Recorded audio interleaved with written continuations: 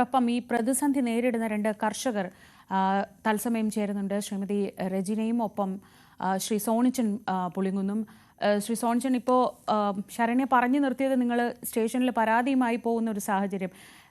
ഇത് കുട്ടനാട്ടിലെ കർഷകർക്കൊരു പുതിയ കാര്യമല്ല. എല്ലാ വർഷവും ഇതേ പ്രതിസന്ധിയിലൂടെ കടന്നുപോയി അതിനിടയിൽ കാലാവസ്ഥ തിരിച്ചടിയാവുന്ന പ്രശ്നങ്ങളുണ്ടാകും, മില്ലുടമകളുടെ സമ്മർദ്ദം ഉണ്ടാകും. അങ്ങനെ ഒരു 365 ദിവസവും ഏതെങ്കിലുമൊക്കെ പ്രതിസന്ധിയിലൂടെ കടന്നു പോകുന്നവരാണ് പ്രത്യേകിച്ച് കുട്ടനാട്ടിലെ കർഷകർ. ഇപ്പോൾ സർക്കാരിന് മുന്നിൽ വലിയ പ്രതിസന്ധിയുണ്ട്, സാമ്പത്തിക പ്രതിസന്ധിയുണ്ട്. ഈ സാഹചര്യമൊക്കെ നമുക്കറിയാം. ഏത് തരത്തിൽ മന്ത്രി നിങ്ങളുടെ ജില്ലയിൽ നിന്ന് തന്നെ ഉള്ള ഒരാളൊക്കെയാണ്, പക്ഷേ നിങ്ങളുടെ ഇടപെടൽ, ആവശ്യം, അഭ്യർത്ഥന ഇതൊന്നും ഫലം കാണാത്ത ഒരു സാഹചര്യമാണോ ഇപ്പോൾ ഉള്ളത്?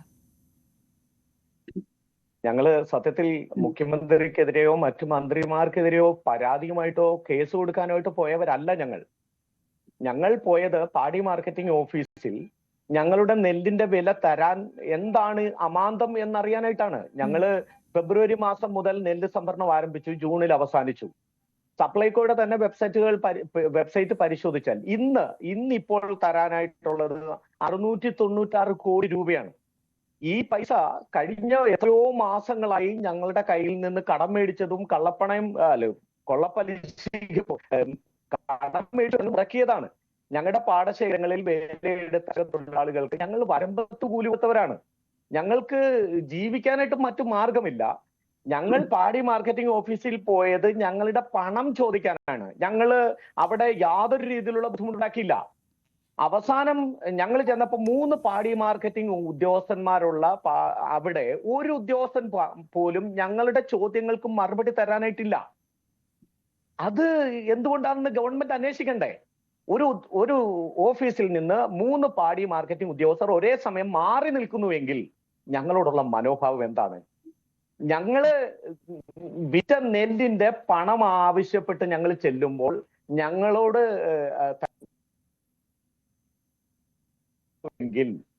ഇത് എത്രമാത്രം നീതിയുക്തമാണ്? ഞങ്ങൾ എന്ത് തെറ്റാ ചെയ്തത്? ഒരു കാര്യം കൂടെ മനസ്സിലാക്കണം ഇവിടുത്തെ പൊതുസമൂഹം. ഞങ്ങൾക്ക് ഞങ്ങളുടെ നെല്ലിന്റെ വില തരുന്നത് ബാങ്ക് ലോണായിട്ടാണ്.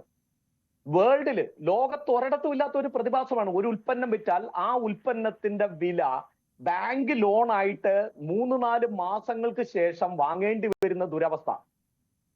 ഈ നെല്ലിന്റെ വിലയ്ക്കായി പാടി മാർക്കറ്റിംഗ് ഓഫീസിൽ ഞങ്ങൾ ചെന്നതിന് ഞങ്ങൾക്കെതിരെ കേസ് എടുത്തതിന് ശേഷം പുളുങ്കുന്ന് പോലീസ് സ്റ്റേഷനിൽ വെച്ചാണ് ഞങ്ങൾ ഈ പരാതി കൊടുത്തത്. ബഹുമാനപ്പെട്ട മുഖ്യമന്ത്രി ഈ ഒരു വിഷയം അറിയണം, ഭക്ഷ്യ പൊതുവിതരണ വകുപ്പ് മന്ത്രി അറിയണം, കൃഷി വകുപ്പ് മന്ത്രി അറിയണം, ഇതിന്റെ പണം വിതരണം ചെയ്യുന്ന ബഹുമാനപ്പെട്ട ധനകാര്യ വകുപ്പ് മന്ത്രി അറിയണം. എന്താണ് ഈ പണം തരാൻ ഇത്ര അമാന്തം? പണം ചോദിച്ചു തന്ന കർഷകരെ അവർക്കെതിരെ കേസെടുക്കുന്നുവെങ്കിൽ നമ്മൾ എവിടേക്കാണ് പോകുന്നത്? ശരി. ശ്രീമതി രചന, നിങ്ങൾ ഇപ്പം എത്രത്തോളം നെല്ല് കൊടുത്തിട്ടുണ്ട്? എത്ര രൂപയാണ് നിങ്ങൾക്ക് കിട്ടാനുള്ളത്? ഈ സാധാരണഗതിയിൽ സംഭരിച്ച നെല്ലിന്റെ പൈസ കിട്ടാൻ കുറച്ച് താമസമൊക്കെ ഉണ്ടാവും. പക്ഷേ ഇതിങ്ങനെ നീണ്ടു പോകുമ്പോൾ ആദ്യഘട്ടത്തിൽ നിങ്ങൾക്ക് യുദ്ധം ചെയ്യേണ്ടി വന്നത് സംഭരണം നിർത്തിവെച്ച് സംഭരിക്കാത്തതിലായിരുന്നു പ്രശ്നം. അത് കഴിഞ്ഞ് ഇപ്പം ഈ കഴിഞ്ഞ സമയത്ത് മഴയാണ്, മുഴുവൻ സമയവും മഴയാണ്. അത് മില്ലുടമകൾ അത് ഉപയോഗപ്പെടുത്തുന്ന ഒരു സാഹചര്യമുണ്ട്. അപ്പോൾ എത്രത്തോളം പൈസ കിട്ടാനുണ്ട്? ഇതിപ്പോൾ ഇങ്ങനൊരു കേസ് അല്ലെങ്കിൽ ഇങ്ങനൊരു പ്രതികാര നടപടി